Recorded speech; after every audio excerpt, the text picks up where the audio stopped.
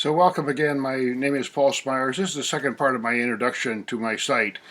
I want to give some background and some information to help people understand where I'm coming from and why I share certain information and the kind of opinions I have about certain things, which sometimes I get in trouble with, as we know.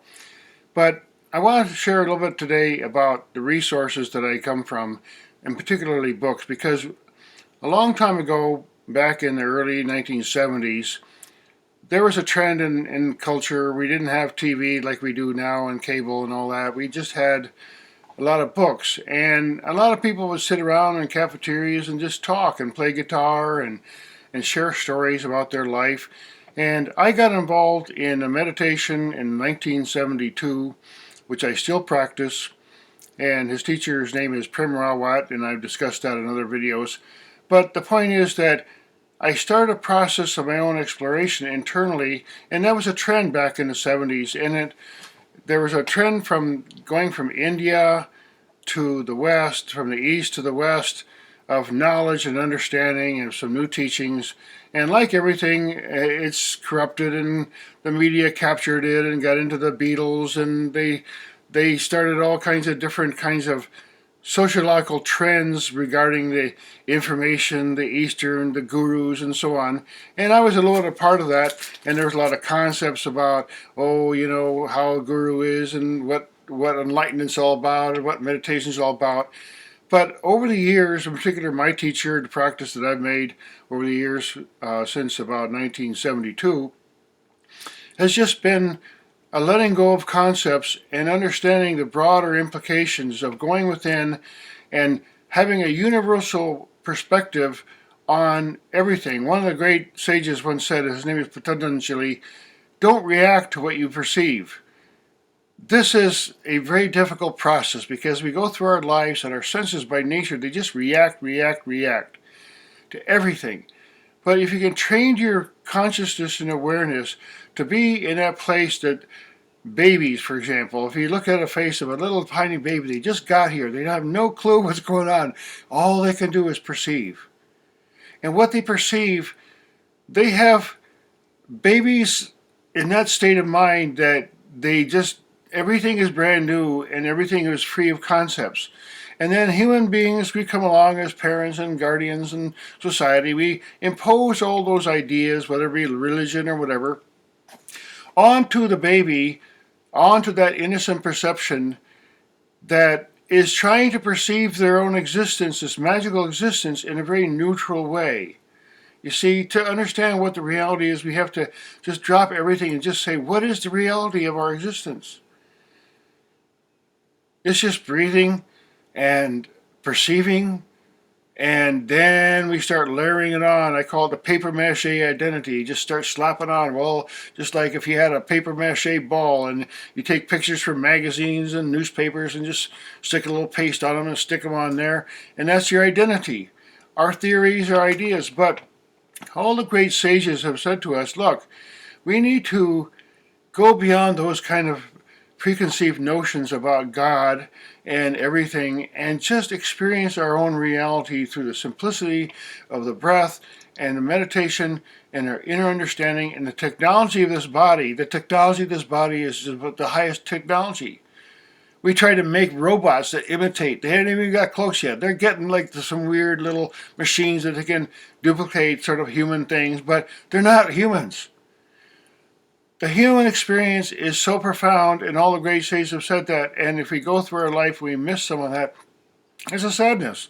It's a tragedy, because we can't become perfect in one life. Maybe it takes lifetimes. Maybe there's an evolution of something, some kind of a recycling and growing and continuous rebirth and so on, that enables one soul to finally accomplish and realize there's so much to realize. You can't do it all in one life necessarily.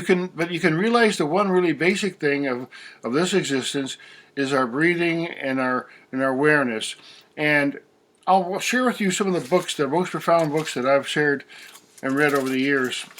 A couple of them I've talked about in other of my videos, but one of them is the Upanishads. Now, the Upanishads, you can see, I've had this book. This is not even a very old copy, but I reference this book here because there's amazing simplicity of understanding that the sages say, look, this understanding of this life is supposed to be simple. It's not supposed to be complicated. It should be easy for a child to understand, and it is. So there's the simplicity of description of our existence, and some of the attitudes and awareness that we can apply our mind because of our simple perception that we have. If we just apply it in certain directions and focus it a little bit, then we start coming up with some fantastic revelations. The Upanishads, there's so many quotes. I've used that. I've made a book about, a video about that also. Here's one of my copies of The Light of the Soul, Patanjali. I have 2 copies, and they're both really old. I've been so inspired by this book. I mean, I can't tell you. Patanjali was a yogi, and apparently what he did was he had learned a lot of the techniques and things and teachings of the Buddhists of the time, the Hindus of the time, and just finally just said, look, let's make it really, really concise.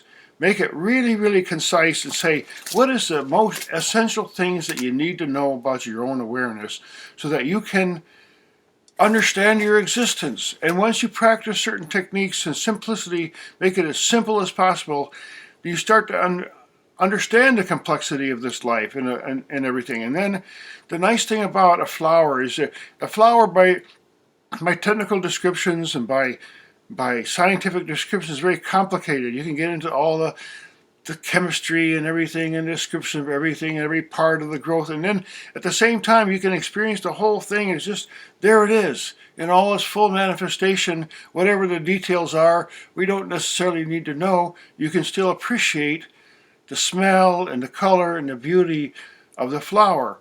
And modern science has gotten into a lot of the details and digesting everything and the chemical description of everything without the broader understanding of what it means to perceive all that. What is the totality of everything and how glorious it is, because if you just talk about all the nitpicking details, you might be missing some of the glory of your own existence.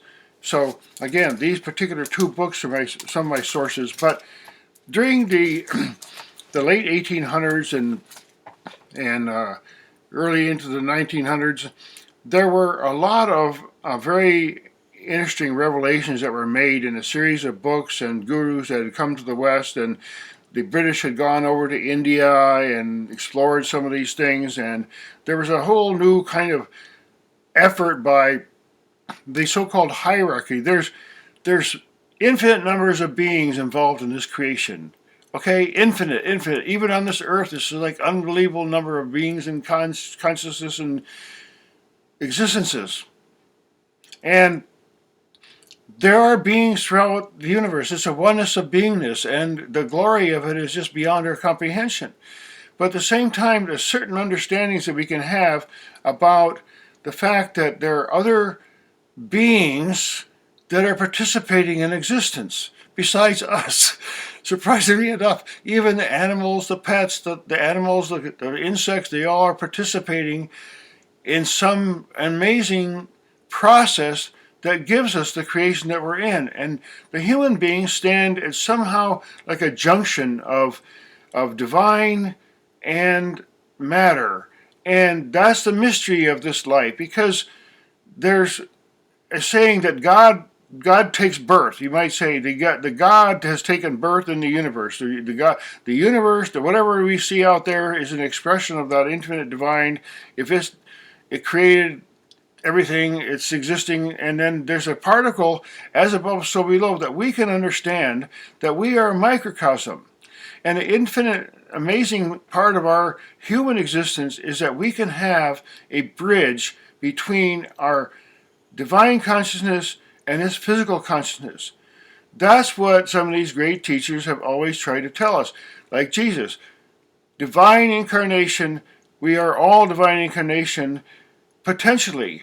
Just like every seed can make a forest. It's not every single seed, coconut, every single chestnut, walnut, it can make a whole forest. It makes one tree with millions of seeds. That's the amazing thing about being a human being. So part of my background has been exploring the mental aspects of this, and learning and trying to apply them in my own life through a deep meditation and so on. But also listening to many authors and researchers about so many different subjects. I'm not an expert in all the subjects, but I can listen to lots and lots of experts about these subjects and kind of put it together here. So that's what my videos are all about. I try to share some of this information. There are so many sources available to now that I have been listening to. I listen to, really honestly confess, probably hours and hours every single day. While I go about my business, I listen to so many interesting things, and I'm trying to put it all together here and say, look, find out about your fantastic existence, and it's your own personal authority that you get from your research. You see, when you have personal observations, personal experiences, and you come to your own conclusion, we all know the sky is blue. You don't have to go out and prove it because everybody can see it. Once everybody can perceive reality without the concepts, then there will be a lot more harmony out here in the conduct of our society, because people will understand basic things about our existence. First of all, we're not alone, and in any sense of the word, but there's more to our existence. So I don't want to make these videos too long. This is the second part of my introduction here. I'm just basically a researcher. I have a lot of fascinating books over the years. I've liked and shared. Actually, I have a family member in the book business and large scale, and there's thousands and thousands of fantastic books out there, Explorer, but the authors now are also available sometimes online, to video interviews of them describing in great detail about some of their perceptions. And I can't be some of those people who travel around the world and go to Machu Picchu and Israel and Romania and China and all those places in the world.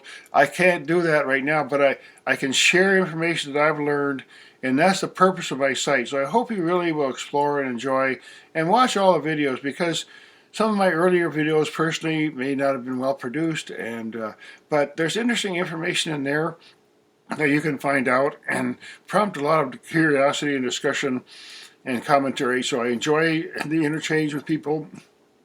Please like and share. And thanks again. I hope to see you in my videos. Bye.